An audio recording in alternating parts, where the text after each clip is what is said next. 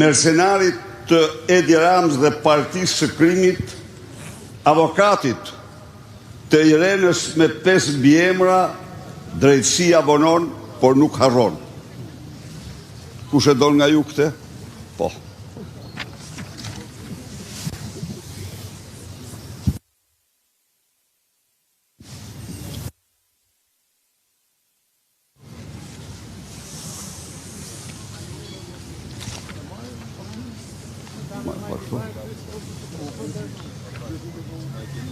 Këtu keni një listë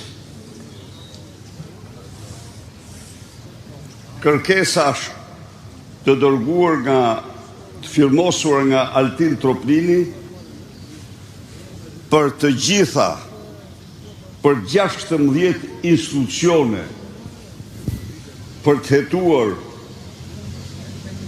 mbesat Sali Berishën dhe mbesat e tij edhe 4 vite para lindjes tyre. Dërguar çdo institucioni pa asnjë lidhje, vetëm në kërkim të zbatimit të urdhrit të Edi Rams, i cili tha se skapi duhet të hetoj dhe të hetoj dhe të ndëshkoj Sali Berishën. Kjo është lista, ata brenda një dite kanë dërguar hetim në 16 kërkesa, hetim 30 vjeçar. Kjo s'ka lidhje me dosjen, nuk ka lidhje me dosjen, dosja s'ishte gjë, dosja është një piramid. Tani, me që jemi këtu, kush e don këte? Merre. Me që jemi këtu, keni një libër monumental të drejtësisë falsifikuar dhe manipuluar. Një proces politik kundër liderit të opozitës dhe pronarëve legjitim, në të cilin ju do gjeni 35 falsifikime të falsifikatorve Dumani, Kraja dhe Milonaj. Do me thënë, Troplini, Irgjelati sigurimit shtetit Kraja dhe ndrikulla e kartelit të drogës të Elbasanit Enkelejda Fetahu. Në këtë publikim janë të rrjedhtuara me faktet pakundërshtueshme 35 falsifikime, se cili prej tyre përbën krim të rënd në procesin e dosjes Partizani. Tani, me qenë se kjo është vetëm një kopje, do t'ja u dërgojmë të gjithve në digital, në digital, sepse kopjet janë më të pakta dhe do donim që secili ta kishte në bibliotekën tuaj nga një të tillë, por me kërkesat e mëdha që janë, është e vështirë ta përballojmë. Kthehemi tek aty ku është turpi të sistemit të drejtësisë. Dëgjoni tani për Irenën me 5 mbiemra. Dëgjoni tani. Irena me 5 mbiemra i ndjeri komisioner Dariel Sina e kishte kap në krime të shëmtuara gjatë deklarimeve të pasurive. Irena me 5 mbiemra nuk ka deklaruar apartamentin me sipërfaqe 62.65 m2 në Fier. Apartament banimi, sipërfaqe 2+1. Kjo fshehje pasie është justifikuar nga Irena me 5 mbiemra dhe ka fituar natyrisht se është shoqe e ngushtë e lindës së Surrelit dhe e disa persona të tjerë me pushtet. Ka qenë një këshilltare besnike e Ergys Agasit. Pra Irena me 5 mbiemra, kur është kap mat me mashtrimin, ka thënë e harrova, e kisha harruar. Mos harroni se për një garsonjere i kanë nxjerr gjykatës, i kanë flak në rrugë, jo se e kanë harruar, por se e kanë deklaruar se e kanë dhurat nga jati i vetë. Një garsonjere. Po Irena nuk është vetëm kaq. Jo. Irena që mbrohet nga llumi i llumit të këtij sistemi, ka apartamentin tjetër në Tiranë me sipërfaqe 66 metër, të cilën thot se njerë thot e bleva me 10.000 euro dhe pastaj këtë çmim e rrit në 22.000 euro, po nga i more pare, nga ku i more para, kam harruar, thot. Po reale kjo. Nuk ka treguar burimin e parave që au ka marrë ryshfet klientëve të saj. Kjo është gjykatësia dhe pranaj Dariel Sina këte e përjashtonte siç e përjashtoi edhe e përjashtonte nga sistemi. Po sfundi nuk maron këtu. Irena me 5 mbiemra ka fshehur 2 garazhe në Tiranë. Nuk i ka deklaruar në procesin e vlerësimit të vetingut. Pra, vetëm me këto, Irena me 5 mbiemra meriton disa vite burg për fshehjen e pasurive dhe pasurit e paligjshme. Ajo mbahet si monumenti më i shëmtuar i sistemit që përfaqëson.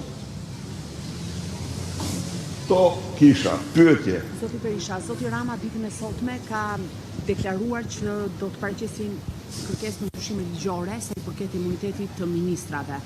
Çfarë do të bëjë opozita në rastin konkret, sepse duket si një përpjekje e kryeministrit për të mbrojtur jo vetëm zonjën Balluku, por ndoshta në të ardhmen edhe ministra të tjerë nga një masë e mundshme e prezantimit nga ana e SPAK-ut, si do veproni si opozitë?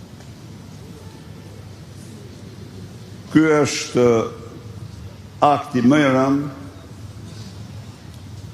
rënd, më kriminal, më poshtrues ndaj qytetarëve shqiptar që Edi Rama guxon të madh.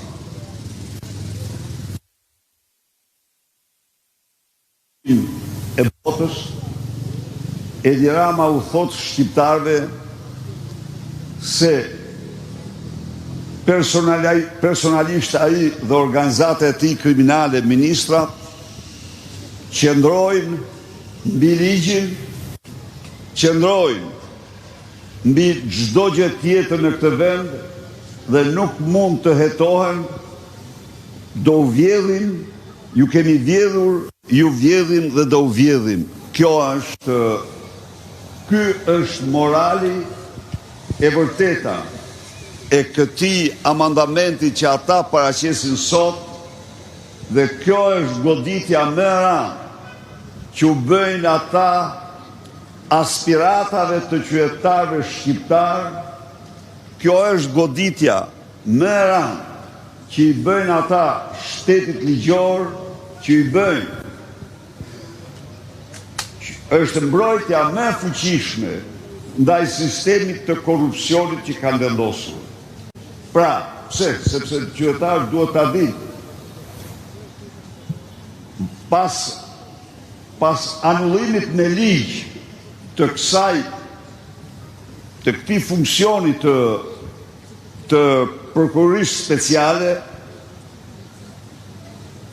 Edi Rama, prokurorëve nuk u mbetet asgjë tjetër përveç imunitetit.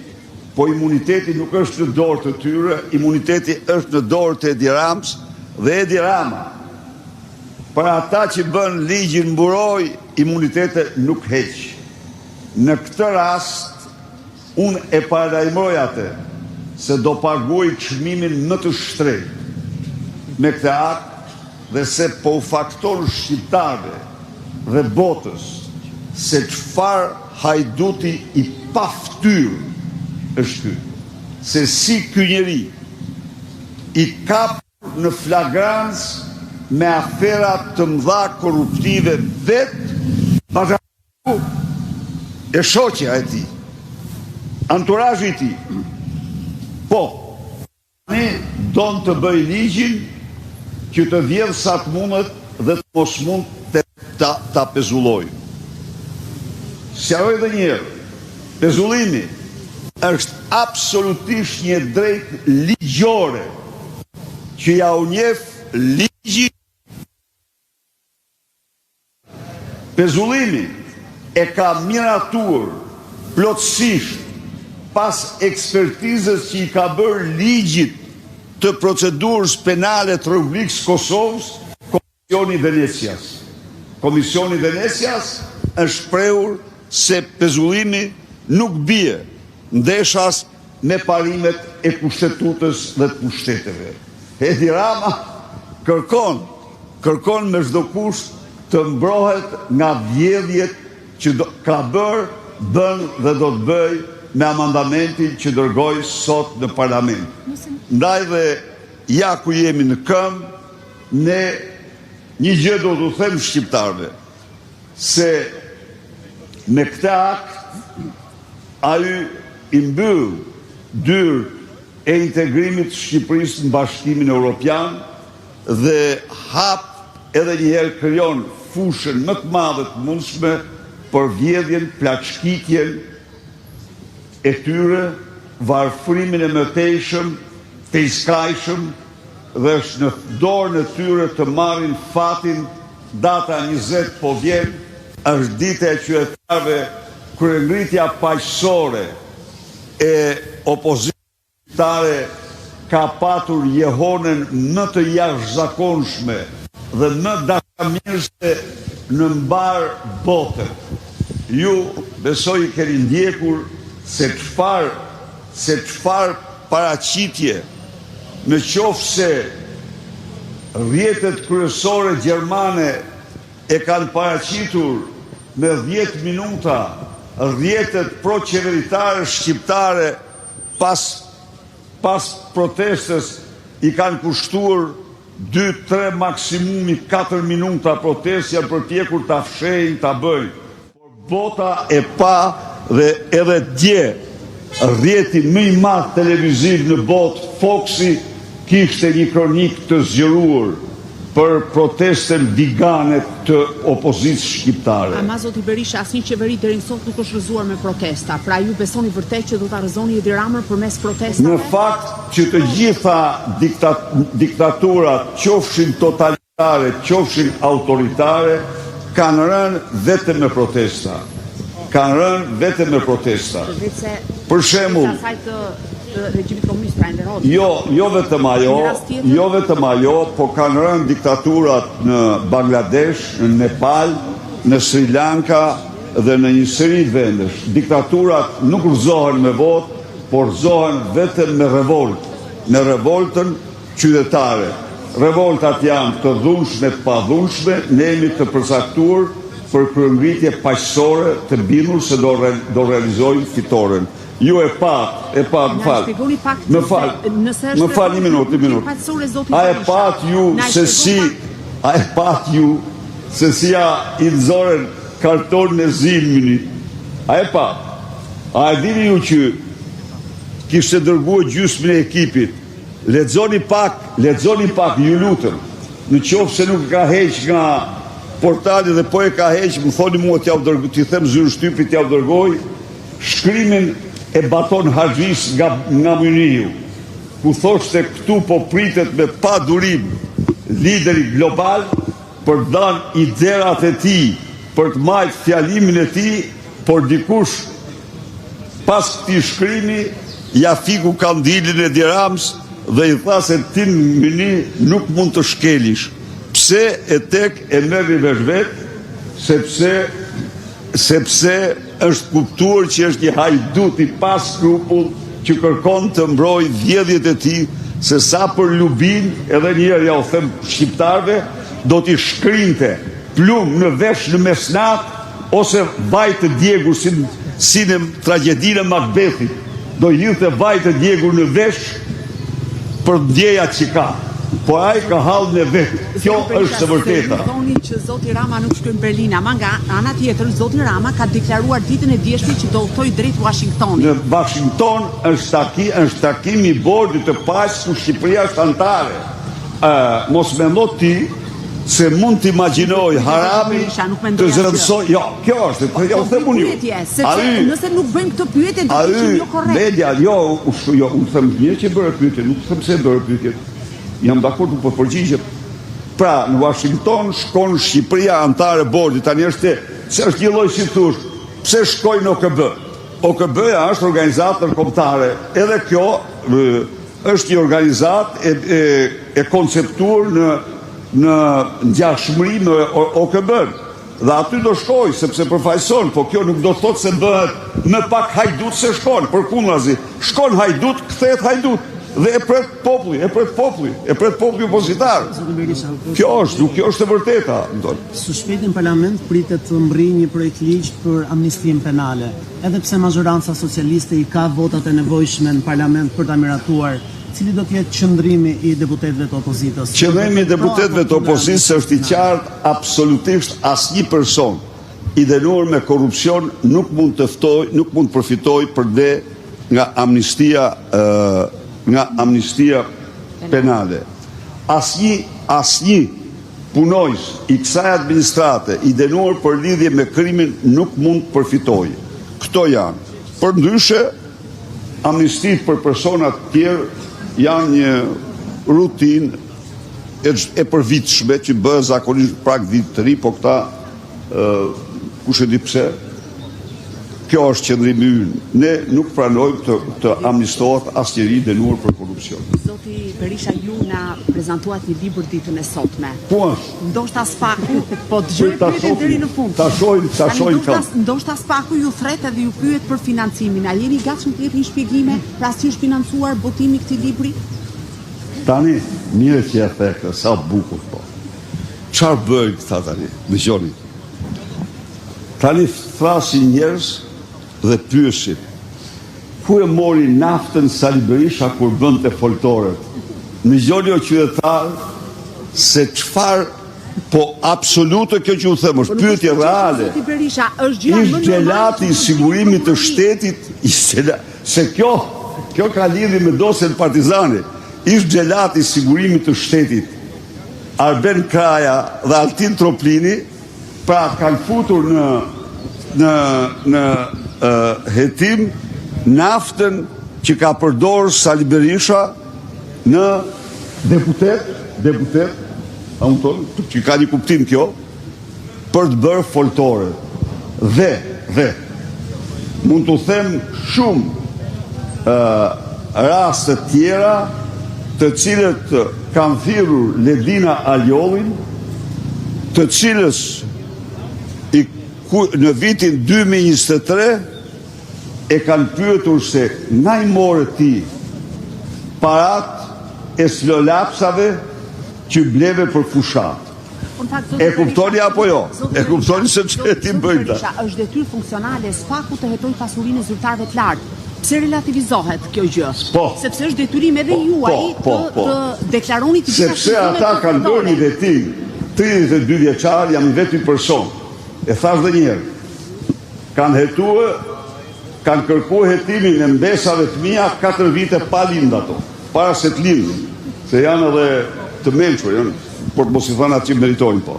4 vite para lindjes. Pra, absolutisht, asnjë objeksion për hetimin e pasurive, po e kanë hetuar, e kanë stërhetuar dhe kanë gjetur zero shkelje ligjore, kanë zgjetur familjarët e mi s'kanë përfituar kur nga fondet publike, kanë gjetur se është zbatuar ligji dhe vetëm ligji dhe kanë gjetur gjithsej në 54 vite punë si mjek dhe në politik, bashkë me bashkëshortën, 100.000 euro dhe një apartament dhe 40 metra apo 45 metra se janë ato, në një apartament më të madh se ai që kishin. Kaq kanë gjetur. Zoti Berisha, për të kthyer edhe një herë pyetjes së parë, a do ta votojë opozita ndryshimin e nenit 242 pika 2 kodit të procedurës penale? Kurrë qeveria. Ai është nen që prek të ardhmen e çdo shqiptari. Ai është nen që denon çdo qytetar shqiptar me mbylljen e dyrëve të integrimit. Ne jo që s'do ta votojmë, por ne do ta kundërshtojmë atë në mënyrën më të fuqishme dhe 20 shkurti do t'jetë dita e kryengritjes madhe kundër korrupsionit, do t'jetë dita e kryengritjes madhe kundër narkodiktatorit, kundër organizacës kriminale dhe kreut të saj. Ju ftoj të gjithë me 20 shkurt në kryengritjen paqësore më të fuqishme që ka njohur Shqipëria që nga përmbysja e shtatore se ndërhosh zgjerë sot. Faleminderit.